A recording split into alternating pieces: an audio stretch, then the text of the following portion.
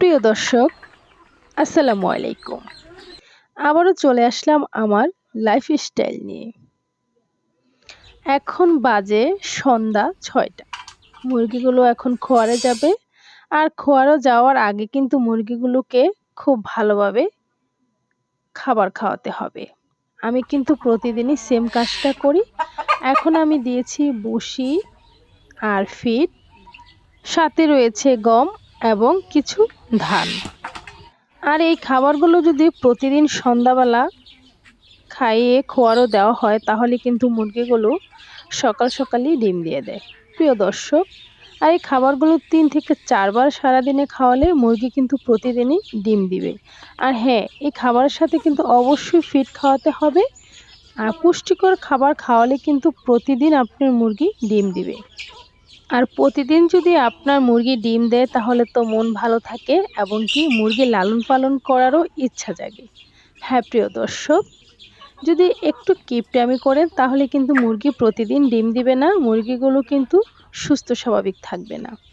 আপনি মুরগিকে ভালো খাবার দেন, একটু যত্ন নেন, দেখবেন আপনার মুরগি প্রতিদিন ডিম দিবে এবং কি আপনি লাভবান হতে পারবেন।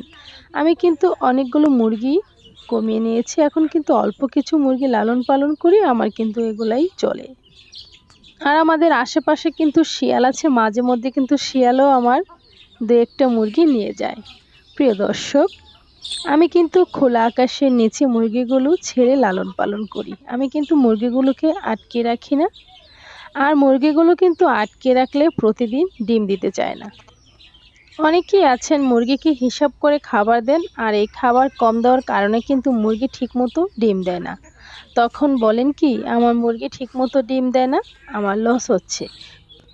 প্রিয় দর্শক, খাবার যদি মুরগিকে ঠিকমতো নাই দেন তাহলে মুরগি কি প্রতিদিন ডিম দেবে? আপনি কি লাভবান হতে পারবেন? আপনার মুরগিগুলো কি সুস্থ থাকবে? প্রিয় দর্শক, মুরগির খাবার নিয়ে কিন্তু কোনো রকম কিপটামি চলবে না। মুরগিকে ভরপুর খাওয়াতে হবে, মুরগি আপনাকে অনেক ডিম দিবে এবং কি আপনি অনেক লাভবান হতে পারবেন। আপনার ডিমের চাহিদা পূরণ হবে, মাংসের চাহিদা পূরণ হবে এবং কি আপনার শখগুলো পূরণ হবে। আমি কিন্তু শখ করেই মুরগিগুলো লালন পালন করি। আমার কাছে খুবই ভালো লাগে। আজকের ভিডিওটা এখানে শেষ করছি। আবার দেখা হবে নতুন কোনো ভিডিওতে। আল্লাহ হাফেজ।